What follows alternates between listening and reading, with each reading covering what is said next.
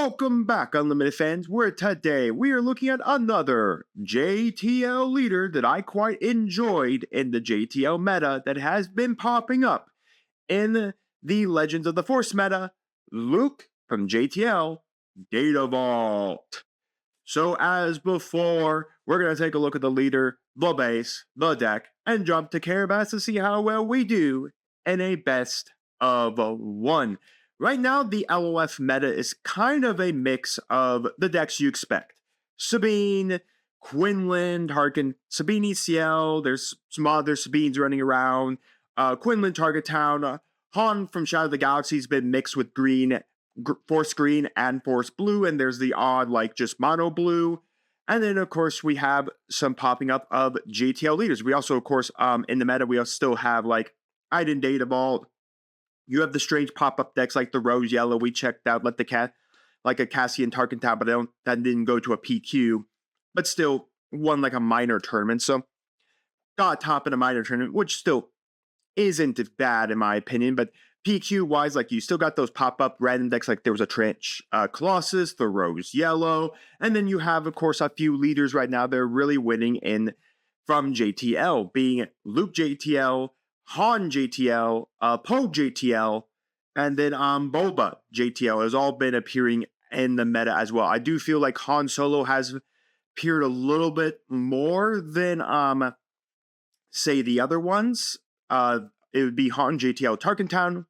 But yeah, so that one's appearing up a little more than say the others, but still there's a nice mix of JTL leaders right now in the mix of this meta alongside the decks we would kind of expect that have dominated metas since their arrival into the game, being like Sabine and Quinlan Tarkin and Quinlan.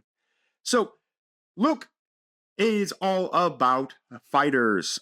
He's the only upgrade pilot on him that actually protects himself from upgrade hate. All the other pilots like Kazuto, Darth Vader, Boba, Paul really doesn't care about upgrade hate because of his effect. Because of his effect to attach himself as an upgrade, is a pay one tap him, attach himself as an upgrade. So technically he doesn't care about upgrade hate because technically it's not his epic action to become a leader, to become an upgrade. It's just an ability that Poe has.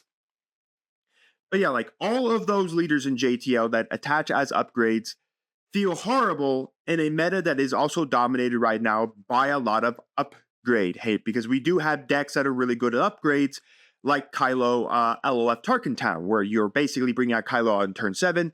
You spend 7 power to equip him with a bunch of stuff like snapshot, reflexes. You attach him with the constructed lightsaber. You attach him with all of these things so that he becomes a nuisance. So you attach him with all of this stuff. You swing at one of your opponent's cards if they got a blocker, or swing at their base to try to kill them.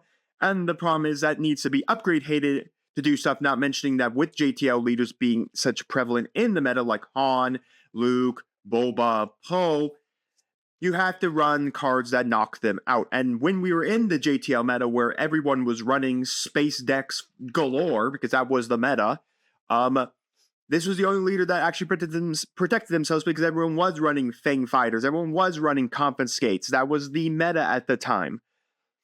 So he's the only leader who protects himself from upgrade hate removal. The only way to remove him off of a fighter is to literally just murder the fighter. So it's a lot of fun. I do wish the JTL leaders had more staying power on their ships than just simply being an upgrade that immediately gets just shot off by a lot of upgrade hate cards.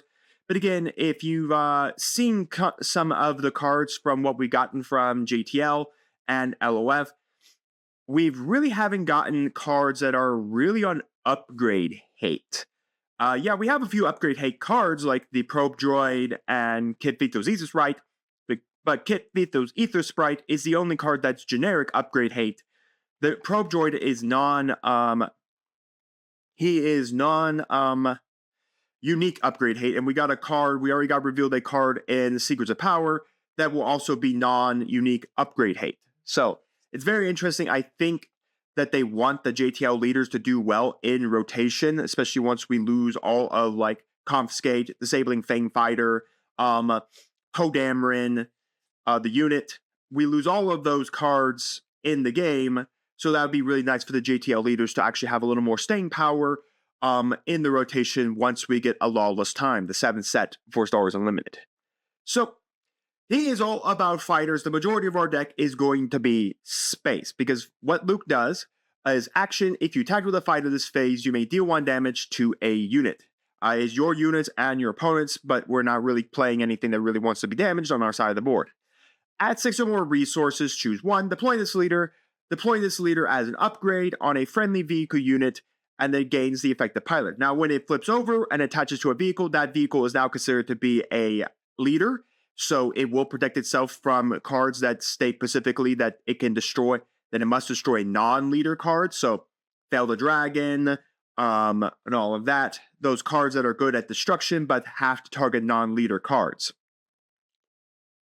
So you will protect the fighter he's on. He cannot be removed from the battle, from the ship he's upgraded to. So he just can't be like vehicle he's upgraded to, because technically he can attach to any vehicle unit. Technically you want to be on a fighter, but technically you can't remove him off with upgrade hate, so he's really nice. And then on attack, as long as he's attached to a fighter, which again, majority of our space is fighters, he can deal 3 damage to any unit on the board, which is really nice to then combo with the red 5. Basically his Pacific X-Wing from episode 4, when he's running the trench, is that because then you can chain the effect specifically where you can go Luke first to deal 3 damage, and then you can do red 5 to do another 2 damage to a damaged unit.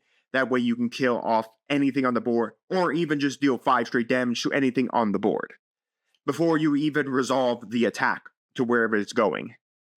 And we're running the data vault because that feels like where a lot of people, if you're playing Poe, Boba, or Luke from JTL, it feels like you're playing data vault. It really does feel like that. So for the rest of the deck, we have triple R2-D2. As a reminder, you can attach him for free to any to a vehicle, and then he allows you to deploy 1 additional pilot to that vehicle. Triple Chewbacca. This unit, he basically come down for a 5. If he wants to be this unit can defeat or return to your hand by enemy card ability. He pilots for 3, command and heroic, and then he also gives the attached vehicle, this unit can be defeated or returned to hand by enemy card abilities. Understand that that is the vehicle he's attached to gets that ability, not himself. Specifically, Chewie can be removed by upgrade hate, so it does remove that ability from the vehicle. And then finally, 2 Poe Dameron. On attack, member, you can discard up to 3 cards from your hand for each card. This way, you can do 2 damage to unit or base. Typically, I've used this before to defeat upgrades. I did run it in my own Poe Dameron data vault that I went to the PQ. I ran it mainly because it was upgrade hate, and an opponent discards a card from their hand. For the majority of our deck is in space. Triple Crackshot V-Wing, when played by we control no fighters, deal 1 damage to his unit. 2 Anakin Interceptor, while your base has 15 more damage on it, get +2. Triple Black 1, when this unit is upgraded, gets +1/+0. On attack, if you control Poe Dameron unit, an upgrade or leader, you may deal 1 damage to a unit. We're not really going to be able to get off that on attack skill from it, because the fact is the only Poe Dameron we're going to have is this one. This is a lot, the on attack skill is a lot easier to get off while you're playing the Poe Dameron leader from JTL. Triple Green Squadron A-Wing with Rate 2. Triple Gray Squadron Y-Wing. On attack, an opponent chooses a unit or base they control, they deal 2 damage to it. Triple Red Squadron Y-Wing. On attack, deal 3 indirect damage to the defending player. Triple Blue Leader. It has ambush, and then when played, you may pay 2. If you do, move this unit to the ground unit arena and give 2 experience tokens to it. And it's now considered the ground unit. Now, as a reminder, if you ambush it into something in space and it dies, you can't immediately pay 2 and move it onto the ground to give it a couple more power. It dies before you get the ability of the when played, because technically you're deciding to go ambush first before the when played. But you can do when played, put it on the ground, turn into a 5/5, and then swing into one of your opponent's ground units, and then ambush that way as well. Triple Disabling Fang Fighter. Again, the JTL leaders are still considered meta, and we still have problems with Kylo LOF Tarkin Town, so we do want to deal with any upgrades that are right now really good in the game. Like Constructed Lightsaber, like Kylo LOF Tarkin Town, so we want to get rid of those specific upgrades. We have Triple Red 5. On attack, may deal 2 damage to a damage unit. Again, this is the fighter we really want to attach to Luke, because then we can deal 5 damage to any unit on the board. We deal 3 from Luke first on the attack, and then 2 from Red 5 onto whatever we damage. So, really good there. Double Sabine's Masterpiece on attack. We only are going to care about the red because we do with the red and the green because we are not going to have a blue or a yellow. So on the green, you get an experience token to a unit, and in red, deal 1 damage to a unit or base.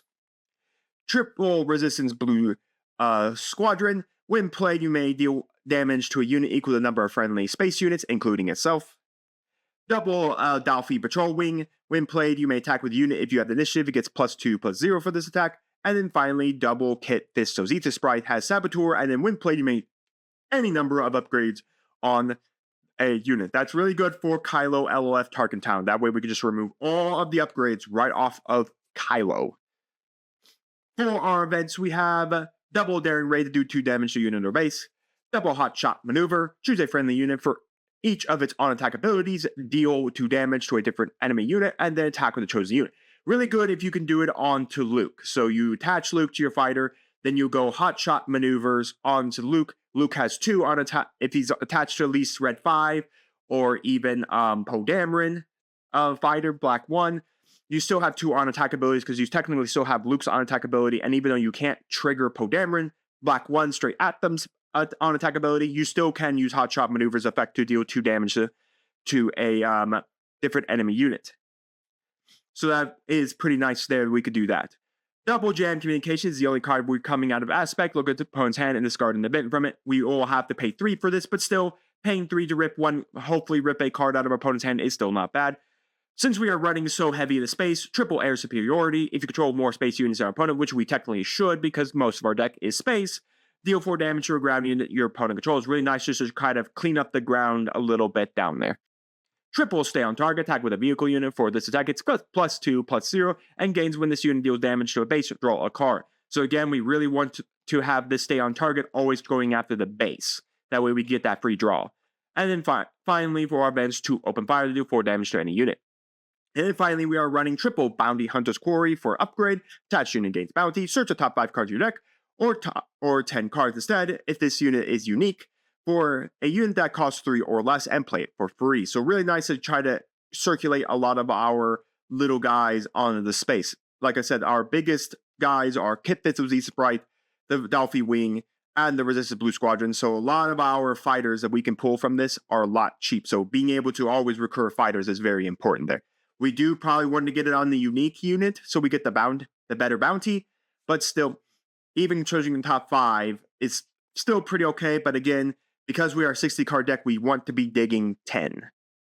That is our Luke JTL Data Vault deck. Let's jump to Carebast. Let's see how well we do. Alrighty, folks, here we go. We are playing Obi-Wan from LOF with the Vergence Temple. Very interesting. Our hand is pretty nice here. We're going to keep this. We can go these 2.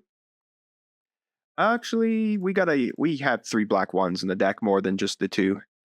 Alright, so if you don't know, Obi-Wan states when you use the Force, give an experience token unit without an experience token, comes out on 5, and he does the exact same thing on attack. Give an experience token to another unit is besides himself, because that's just too powerful to go to a 4/7 experience token. The effect of the Vergence Temple is when the regroup phase starts, if you control a unit of 4 or remaining HP, gain the Force. He's automatically gaining the Force because of the Jedi Counselor.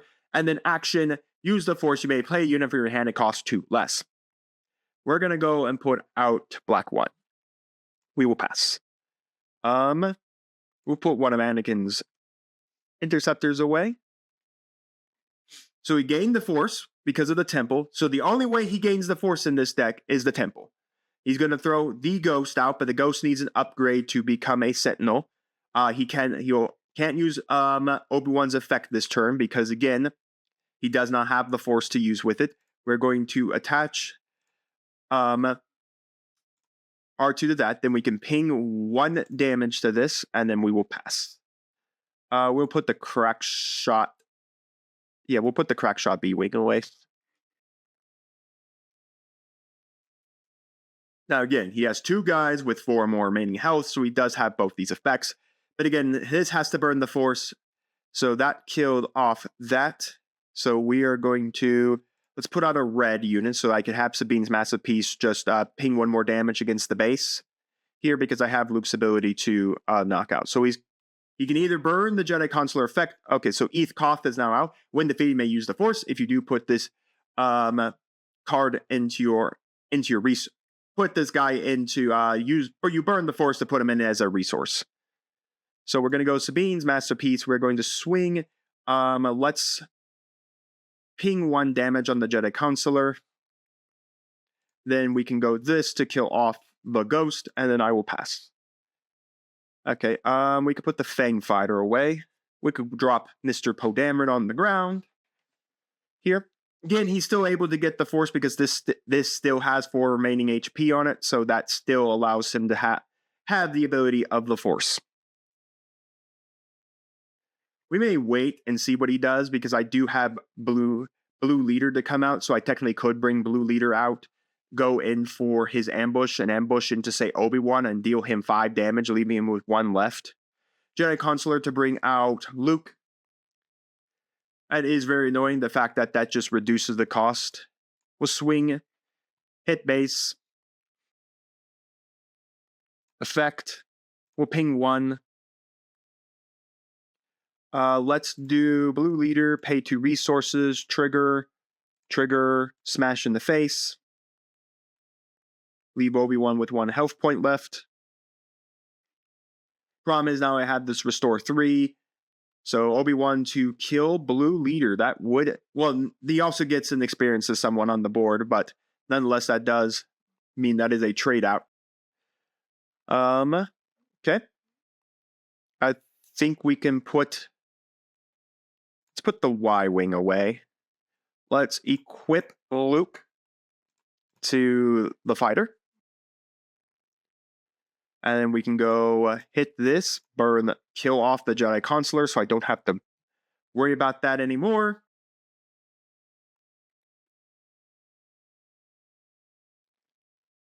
Let's go Poe.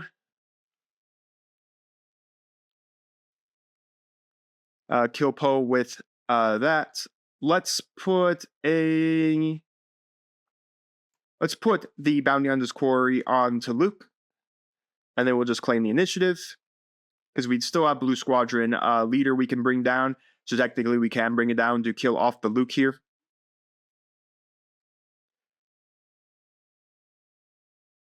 So put experience on it, burning the effect. I think we're fine just passing on not doing anything this turn. Hit this for that. Hit for 3. We do win on the crackback here. Again, we're at 15 health. We're at 15 damage now. So technically, we are smashing for more. Thank you for not swinging with that Luke there. Trigger, smash, trigger. Let's bring out the Fang Fighter. We're going to knock out that experience. All right, we'll just claim initiative. Unless he can deal with Anakin's Interceptor, we are going to win the game because we are 8 damage points right now.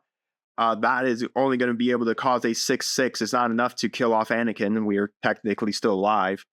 So yeah, I mean, we win this game here. I go swing Anakin's Interceptor. That is 26 damage there. That is 1 over his health point. He can get an experience if he wants to, but there's nothing else he can do. We win the game. All right, we can even do it with stay on target. Done.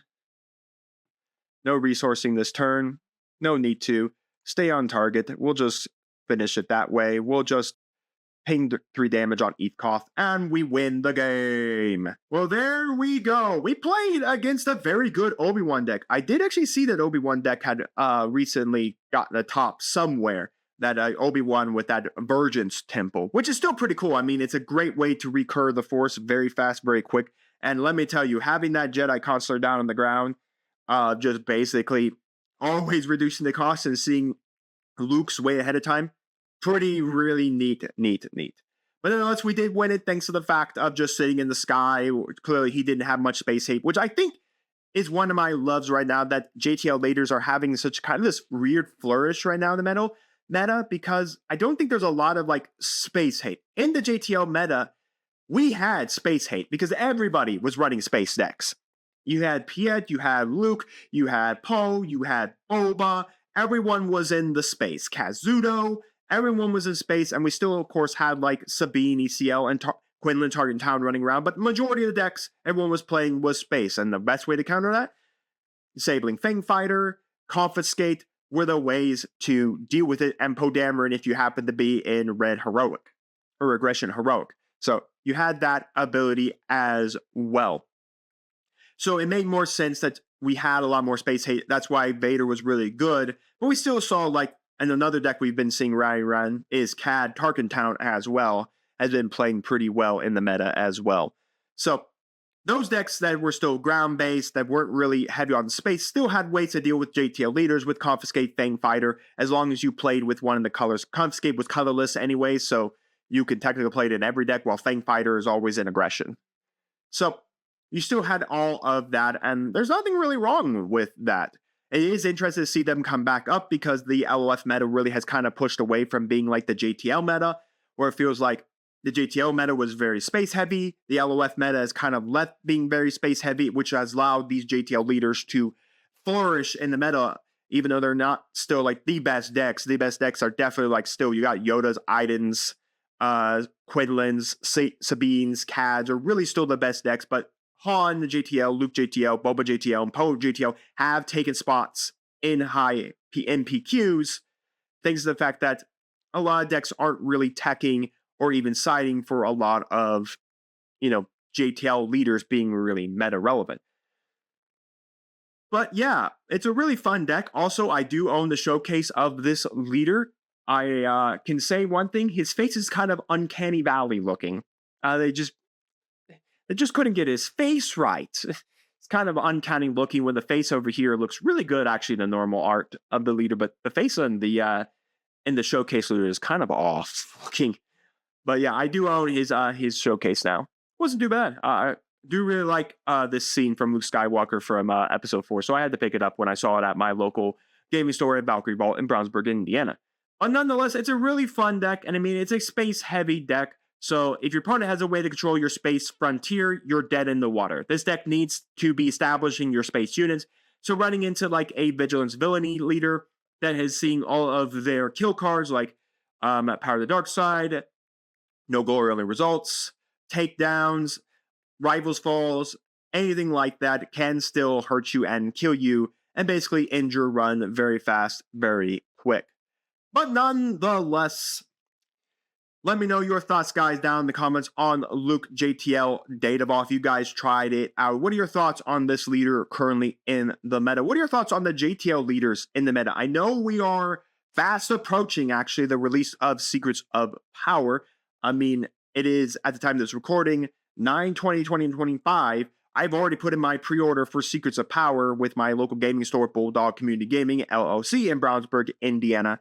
So, I mean, November is fast approaching to where we will be able to crack open pre-release kits, crack open all these new cards. I've pre-ordered 2 boosters and 2 carbonites, so I will have stuff to crack open for the channel, a booster and a carbonite. And then after that, we'll have to kind of see, because we're slowly getting those trickle of cards in as well for what is Secrets of Power. I'm not sure where the meta will go with Secrets of Power. The plot cards are interesting. I don't think it's going to be as meta relevant as I think we could see from like what JTL and LOF have kind of done. Because I'm not so sold yet on all the plot cards. The plot cards we've gotten right now don't sell me as good. It's probably going to be maybe later we see some really good plot cards that every deck will utilize, and there will probably be a lot of plot cards that no one utilizes. The disclosure cards, though, I am kind of interested to see how all of that is going to work out, because I think the disclosure mechanic is going to be very interesting to kind of play around with, because it's really going to be on a lot of hand knowledge of what your opponent's going to get. So, but nonetheless, it's going to be pretty unique to what we see coming out of Secrets of Power for the meta. But yeah, let me know all of your thoughts down in the comments and on the gameplay. Did I miss something I could have done better with? All of that. And while you're commenting, do make sure to like the video, subscribe to the channel, and ring the bell so you can notify when my videos go live for you. And we'll see you next time on Mom Dragons TCG.